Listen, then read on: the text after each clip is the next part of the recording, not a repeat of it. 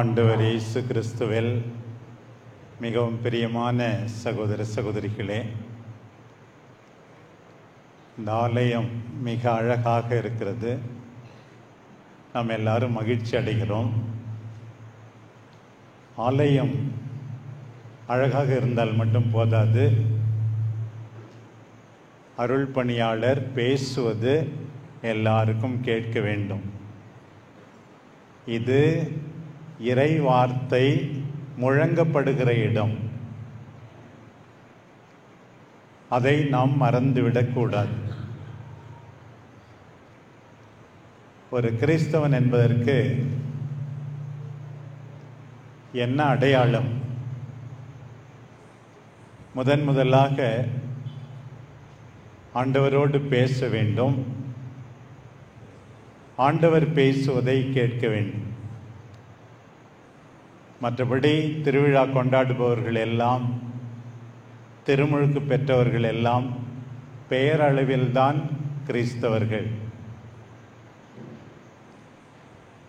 இந்த வார கொண்டாட்டம் நம் எல்லாரையும் இன்னும் அதிகமாக ஜெபிப்பவர்களாக மாற்ற வேண்டும்.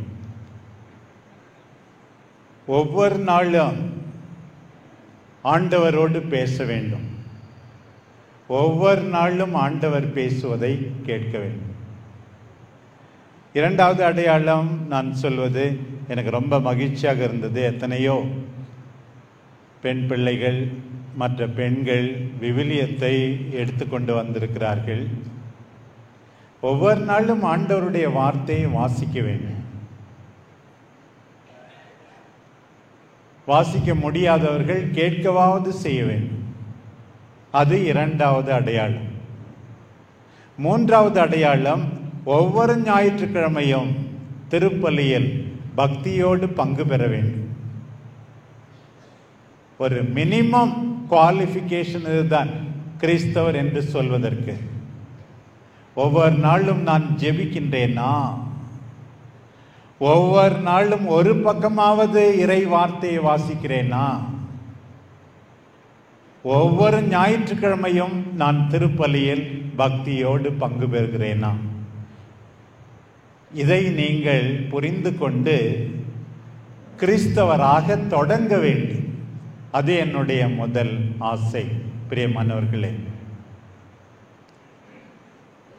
நம்ம எல்லாருக்கும் நல்ல எக்ஸாம்பிள்ஸ் இருக்கிறார்கள், நல்ல மாதிரிகைகள் இருக்கிறார்கள்.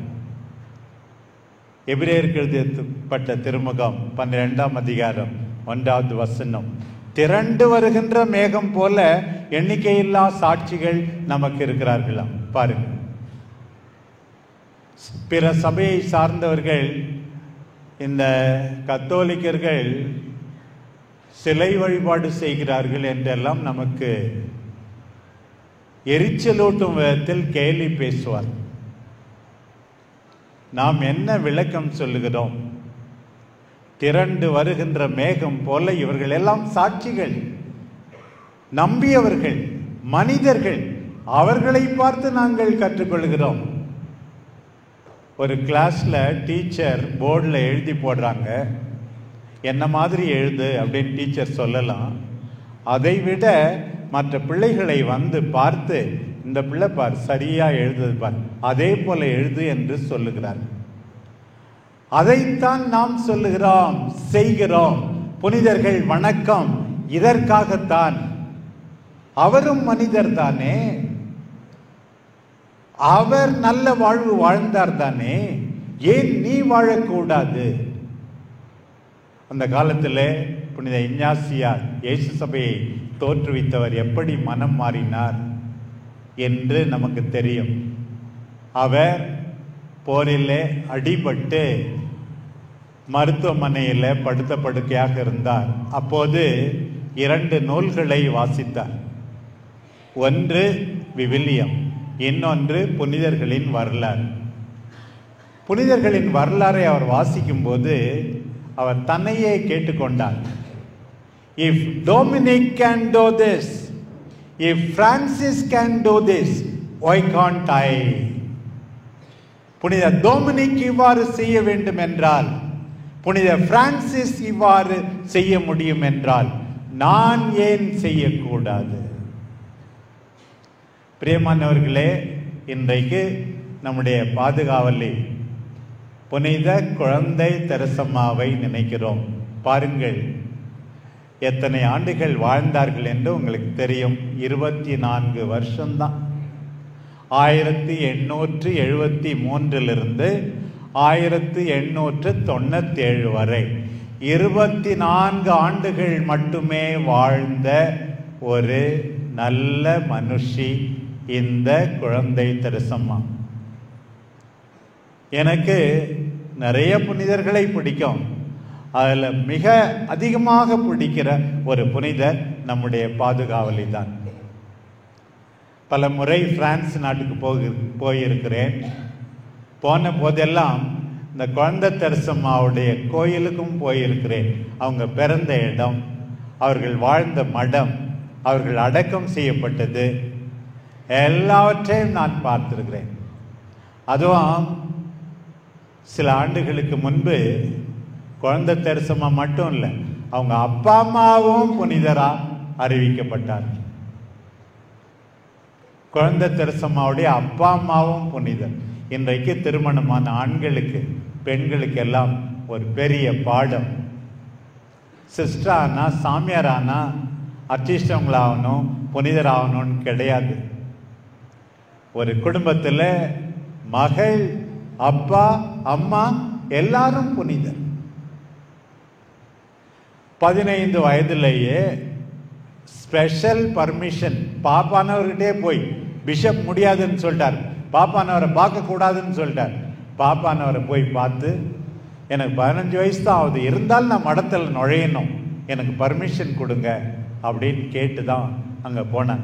15 வயசுலேருந்து 24 வயசு வரைக்கும் மடத்தை விட்டு, அந்த 4 சுவர்களை விட்டு வெளியே வரவே இல்லை. இயேசுவை அன்பு செய்தார். 2 புனிதர்களுக்கு பைபிள் நல்லா தெரியும். ஒன்று அந்தோனியார், புனித அந்தோனியார்.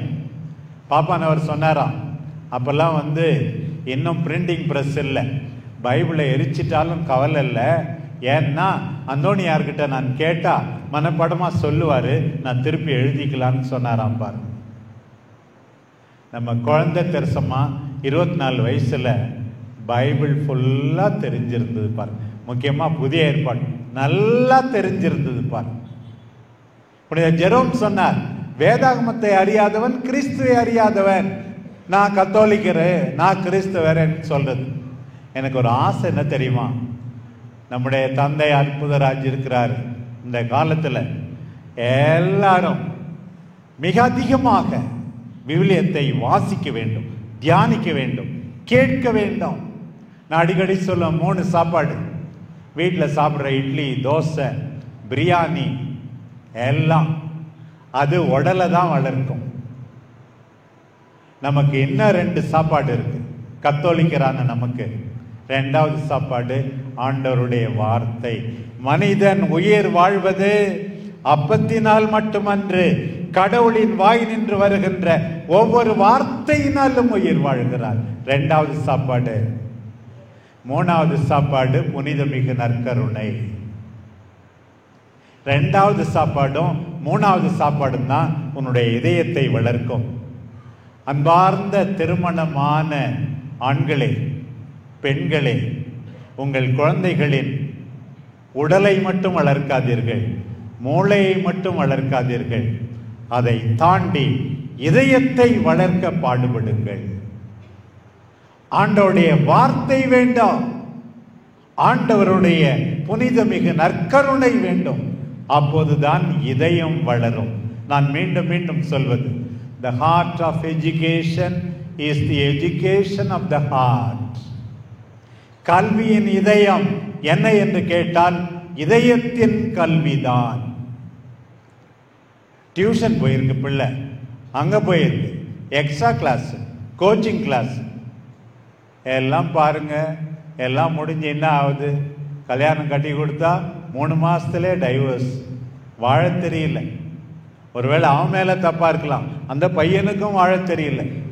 இன்றைக்கு பிள்ளைகளுக்கு பணிவையும் துணிவையும் கற்றுக் கொடுக்க வேண்டும், மென்மையை கற்றுக்கொள்ள வேண்டும், இரக்கத்தை கற்றுக் கொடுக்க வேண்டும். வெறும் மூளையை மட்டும் கற்றுக் கொடுத்து பணத்தை மட்டும் குறிக்கோளாக நாம் வைத்து விடக்கூடாது. இரண்டாவது வாசகத்தில் பயங்கரமாகும், பணம்லாம் அழிஞ்சு போவோம்.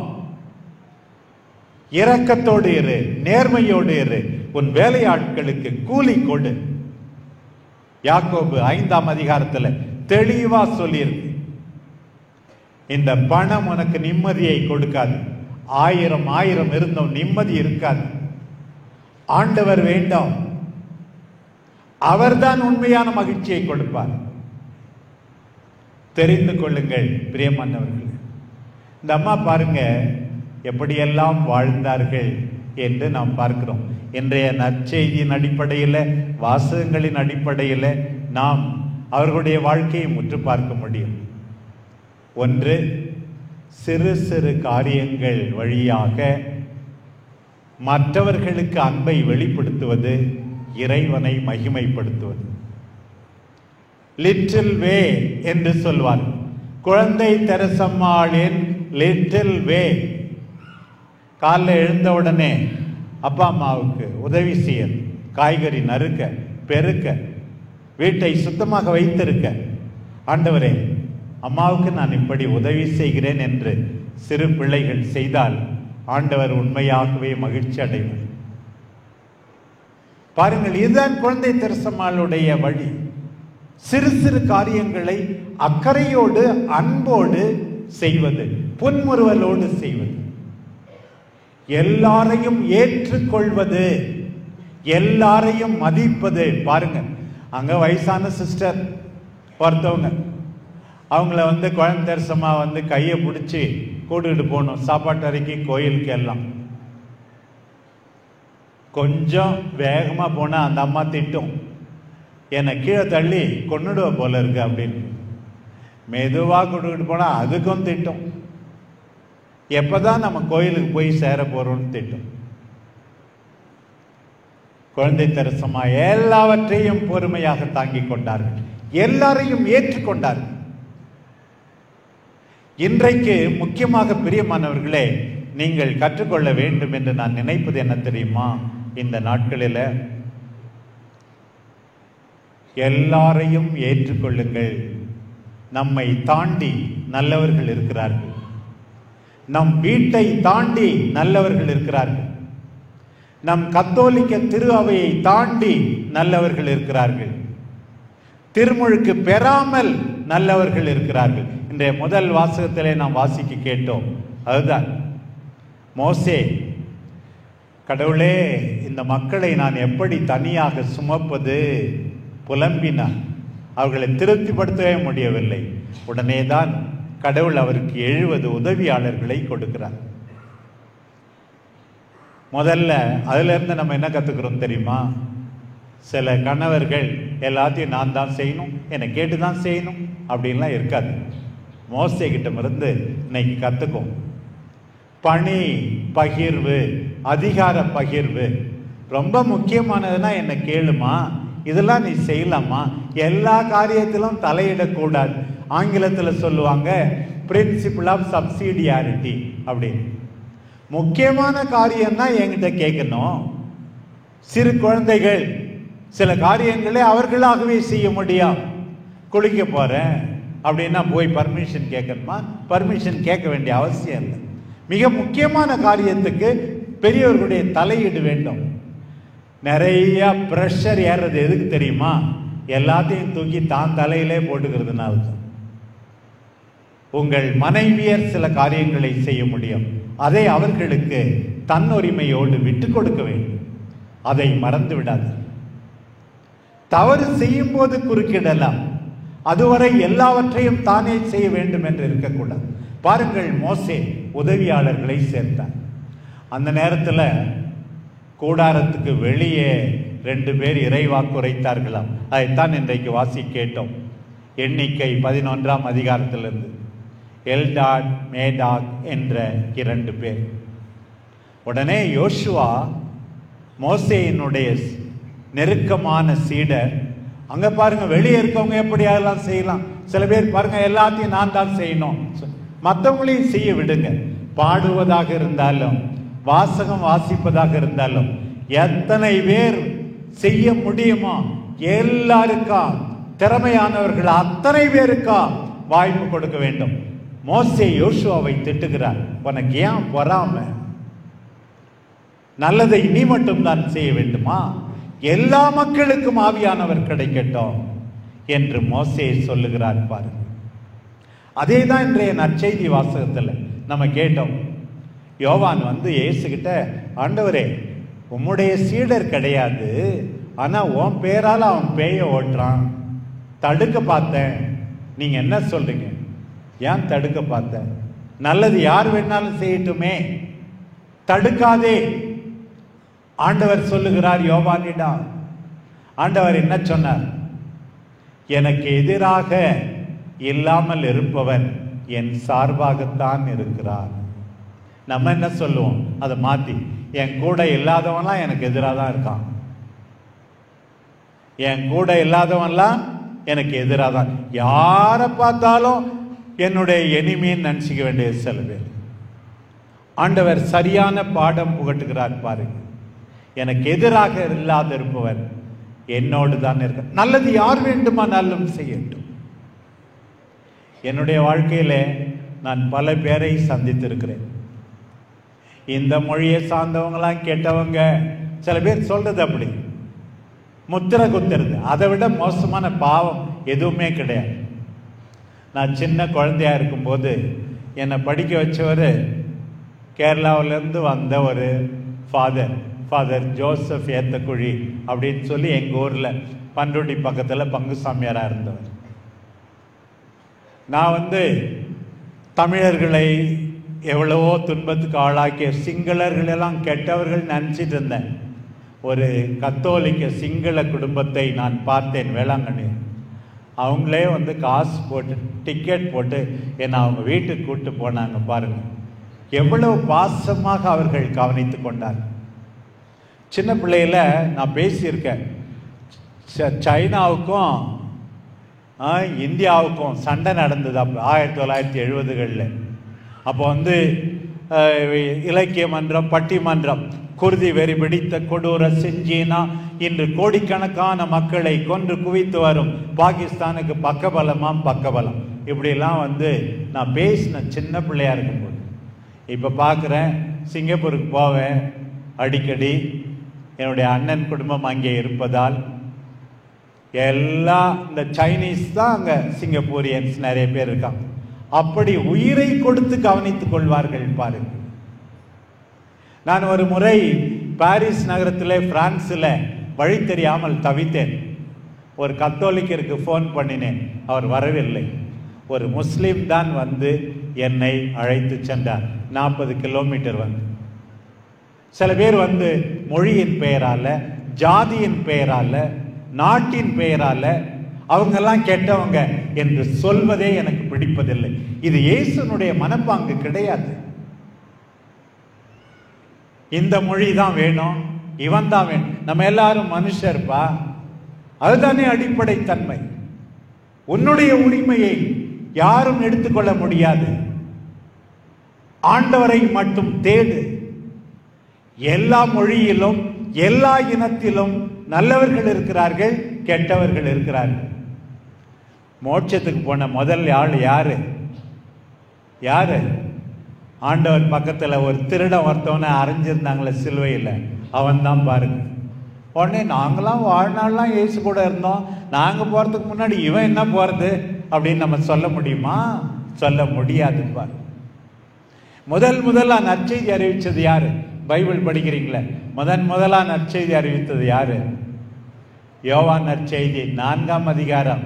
அந்த சமாரிய பெண் தான் போய் அவங்க ஊர்காரங்கெல்லாம் சொல்லுது, அந்த பொண்ணு யூத பெண் அல்ல, தேர்ந்தெடுக்கப்பட்ட மிக நெருக்கமான பெண்கள் அல்ல, ஆண்கள் அல்ல. அதுதான் பாருங்க, ஆண்டவரால் அவர்களுடைய நம்பிக்கைக்காக பாராட்டப்பட்டது யார்? ஒரு யூதர் அல்ல. பாருங்க, அந்த செந்தூரியன், நூற்றுவர் தலைவர், இன்னொரு பக்கம் அந்த கனானேய பெண், எல்லாம் வேறு இனத்தவர்கள். ஆண்டவருக்கு நன்றி சொன்னது யாரு? அந்த ஒரு சமாரியன் தான். 9 யூதர்கள் நன்றியே சொல்லல. பாருங்க, ஆண்டவர் பாவிகளை தேடி வந்திருக்கிறார், நேர்மையாளர்களை தேடி வரவில்லை. பாருங்க, ஆண்டவருடைய இஷ்டம். Everything is grace. மத்தேயு நற்செய்தி 20 திராட்சை தோட்ட ஊழியர்களுடைய ஓமையில் சில பேர் 6 மணியிலேருந்து வேலை செய்கிறாங்க, சில பேர் 9 மணியிலேருந்து 12 மணியிலேருந்து 3 மணியிலேருந்து, சில பேர் 5 மணிக்கு தான். அப்படின்னா 1 மணி நேரம் தான், 5 to 6 தான். எல்லாருக்கும் ஒரே கூலி, எல்லாருக்கும் பொறாமையா. மற்றவர்களை பார்த்து பொறாமைப்படாதே, உனக்குரியது உனக்கு உண்டு. ஆண்டவருடைய தாராளத்தை நீயும் பின்பற்று. இதுதான் இன்றைக்கு ஆண்டவர் சொல்வது. பாருங்க, மத்தேயு 22 நம்ம வாசிக்கிறோம். அந்த விருந்து, மணமகனுக்காக விருந்து ஓமை பாருங்க. கூப்பிட்டவங்கலாம் வரல, மனை மாடு மனைவி முக்கியமா போயிடுச்சு. போய் தெருவில் இருக்கவங்களாம் கூட்டு வா. ஆண்டவருடைய இஷ்டம். உன்னை தாண்டி நல்லவர்கள் இருக்கிறார்கள். நல்லது எங்கிருந்தாலும் ஏற்றுக்கொள்ள வேண்டும். அவர்கள் கெட்டவர்களாய் இருந்தாலும் ஏற்றுக்கொள்ள வேண்டும். இந்த ஆண்டு நம்முடைய திருத்தந்தை மீண்டும் மீண்டும் சொல்வது, நம்முடைய திருஆவை, நம்முடைய பங்கு ஒரு கோட்டை அல்ல. It is not a fortress, it is a tent. கோட்டை அல்ல, அது ஒரு கூடாரம். கோட்டையில நீ மட்டும் சுயநலமா இருப்ப, கூடாரத்தில் எல்லாருக்கும் இடம் உண்டு. அவன் கெட்டவன் ஒதுக்கி விடாது, எல்லாரையும் வரவேற்க வேண்டும். பாவி என்று யாரையும் தள்ளி விடாது. இந்த பிள்ளையை திருத்தவே முடியாது, என் முகத்திலே முழிக்காத, இருக்காது. அப்படி தந்தை காத்து கொண்டே இருக்கிறார். ஊதாரி பிள்ளையினுடைய தந்தை காத்து கொண்டே இருக்கிறார். கதவு திறந்தே இருக்கிறது. அந்த மனநிலையை நாம் பெற்றுக்கொள்ள வேண்டும். பிரியமானவர்கள், நம்முடைய மனசு விசாலமாக இருக்க வேண்டும். இங்கே இருக்கிற எத்தனையோ பேர் சில உறவினர்களை, சில நண்பர்களை ஒதுக்கிவிட்டீர்கள். கதவுகளை திறங்கள், நீங்கள் மகிழ்ச்சியா இருப்பீர்கள். உங்க பிரஷர் ஏறாது, நல்லா இருப்பீங்க, சந்தோஷமா இருப்பீங்க. ஆண்டவர் ஆசீர்வதிப்பார். கதவு திறக்கப்படட்டும், உங்கள் இதயம் திறக்கப்படட்டும். நாம் வாசிக்கிறோம், உம் கூடாரம் இன்னும் அதிகமாகட்டும், பறந்து விரியட்டும். எஸ்ஐயா 56 வாசிக்கிறோம் பாருங்க. தொடக்கத்தில் உன் கூடாரத்தை சிறகை விரிப்பது போல விரித்து காட்டு, எல்லாரும் வரட்டும். இன்னைக்கு எத்தனையோ மக்கள் இருக்காங்க, நான் சொன்னது போல பிற மொழியினர், பிற மதத்தவர். அவங்கெல்லாம் நல்லவங்க, அவங்கெல்லாம் பாவி, நீ நரகத்துக்கு போற. சில பேர் சொல்றாங்கல்ல, சில சபகாரங்களாம், பாவி நீ நரகத்துக்கு போற. அப்படிலாம் சொல்லவே கூடாது. ஏசு அப்படி சொல்லவே இல்லை. அந்த காலத்தில் அகுஸ்தினார் சொன்னார், திருச்சபையில் சில பேர் இருக்காங்க, அவங்க கடவுள்கிட்ட இல்லை. கடவுளிடம் சில பேர் இருக்காங்க, அவங்க திருச்சபையில் இல்லை. அந்த காலத்திலே சொன்னார், baptism is not a ticket to heaven. நீ ஞானஸ்நானம் வாங்கினா மோட்சத்துக்கு போறதுக்கு டிக்கெட் கிடையாது. நம்பிக்கை உண்மைதான், நம்பிக்கையோடு இணைந்த நல்ல வாழ்வு இருக்க வேண்டும். சினிமாவில் சில சமயத்தில் பார்க்குறோம், பெரிய சிலுவையா போட்டிருப்பான், அவன் தான் கத்தி வச்சிருப்பான், துப்பாக்கி வச்சிருப்பான், எல்லா அநியாயத்தையும் செய்வான். நமக்கே வெக்கமா இருக்கும். நம்பிக்கைக்கேற்ப வாழ்வு. இன்றைக்கு ஆண்டவர் உங்களையும் என்னையும் அழைக்கிறார். உன் நம்பிக்கைப்படி உன் வாழ்வு அமைய வேண்டும். தாராளமாக இருக்க வேண்டும், விசாலமாக இருக்க வேண்டும். அப்படின்னா பிஷப் நற்செய்தி அறிவிப்பதெல்லாம் வேஸ்டா அப்படின்னு கேட்கலாம். என்ன சொல்லணும்? நான் இயேசுவை நம்புகிறேன், என் வாழ்வை பார், மகிழ்ச்சியாக இருக்கிறேன், நிம்மதியாக இருக்கிறேன், துணிச்சலாக இருக்கிறேன் என்று உன் வாழ்க்கையை காட்டு. பேதுரு சொல்லுகிறார் தன்னுடைய முதல் திருமுகத்தில், யாராவது விளக்கம் கேட்டால் மரியாதையோடு பேசுங்க, மிகவும் இனிமையாக பேசுங்க, உங்கள் நம்பிக்கைக்கு விளக்கம் கொடுங்கள் என்கிறார். அதை செய்யத்தான் வேண்டும். அதை தாண்டி நாம் எல்லாரையும் ஏற்றுக்கொள்ள வேண்டும். பாவிகள் என்று நீங்கள் நினைக்கிறவர்களுக்கும் இடம் உண்டு. இந்த காலத்தில் பாருங்க, சில நேரத்தில் நம்ம பார்க்குறோம், எரிச்சலாக வரும். திருநங்கையர் அங்கே இங்கே இருந்து பிச்சை எடுக்கிறார்கள் அல்லது வேறு தொழில் செய்கிறார்கள். வருத்தமாக இருக்கிறது. எந்த அளவுக்கு ஒதுக்கப்பட்டு விட்டார்கள் பாருங்கள். அவர்களையும் நாம் மதிக்க வேண்டும். அவர்களும் கடவுளின் சாயல், இரக்க உணர்வு கொள்ள வேண்டாம். சில ரவுடிங்க இருக்கிறாங்க. எதுக்காக? நீ அவனுக்கு கவனமே செலுத்தல, அதனால்தான் ரவுடி ஆகணும். அதை நியாயப்படுத்தவில்லை. இளைஞர்களை உற்சாகப்படுத்து, அவருடைய திறமைகளை பயன்படுத்து. இப்படி இருக்கத்தான் ஆண்டவர் இன்றைக்கு அழைக்கிறார் பாருங்கள். பிரியமானவர்களே, நாம் எல்லாரும் புனித குழந்தை தெரசம்மாவை உற்று பார்ப்போம். அவருடைய பொறுமை, ஜெப வாழ்வு, அவருடைய சகிப்புத்தன்மை, அவருடைய விடாமுயற்சி, அவர் மௌனமாக துன்புற்றது, இதெல்லாம் நமக்கு பாடம். விண்ணை நோக்கிய நம்முடைய பயணத்தில் துணிச்சலோடு, நம்பிக்கையோடு, அன்போடு தொடர்ந்து முன்னேறுவோம்.